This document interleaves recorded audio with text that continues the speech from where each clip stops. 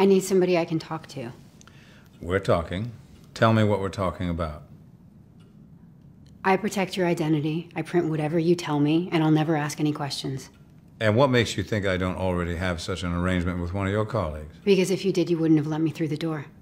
In terms of the fact that you're making her a young woman, should that be any different than if it were a young man? You know, what if it were a young man and he was having a sexual relationship with Frances Underwood? Would then, you know, all the focus be on, you know, homosexuality? You know, I think people will use whatever tactics they have available to them, and it doesn't work at first for her. In fact, he sort of looks down his nose at it, and she has to come at it from a different angle. So, you know, I don't know. I mean, I just think that I've seen those sort of things happen in politics.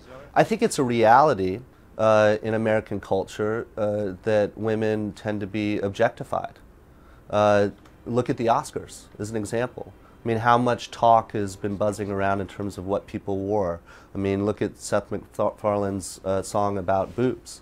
You know, look at. She's choosing to objectify herself, right? Like right off the bat.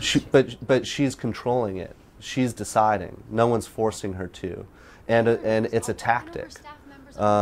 So you know, everyone uses what they have, and in a culture in which sexuality is something that we are all obsessed with, that is one avenue to advancement, which people do use all the time in both sexes.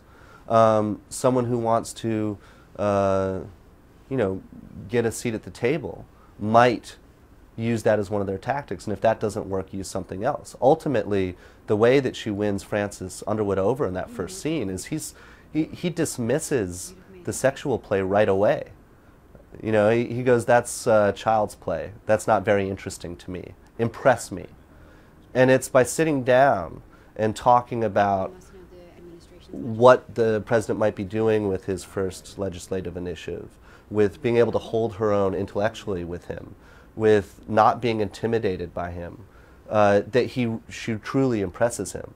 That later evolves into a sexual relationship, but 4 hours later, months later, down the line.